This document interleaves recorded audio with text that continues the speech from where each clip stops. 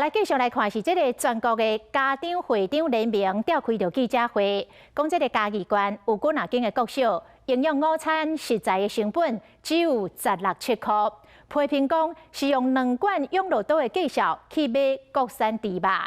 因希望家长所交的营养午餐的钱会当100%摕来买食材，嘛希望政府会当建立平台，看这个家长所交的钱拢用伫咧倒位，都要公开透明。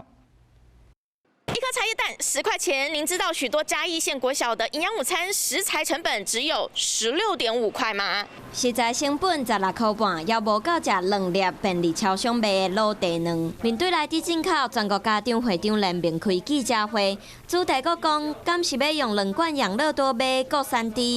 记者会掀开嘉义县109学年度中小学中斗顿食材决标，无够20块的学校就有这么侪间，敢讲和南北菜价差真侪有关系。任何 N 次了，很有良心的餐盒业者，台北的餐盒业者告诉我说，没有，他们买的菜价跟西油果菜市场是同价钱的。团膳业所买的食材事实上是同一价，尤其是米。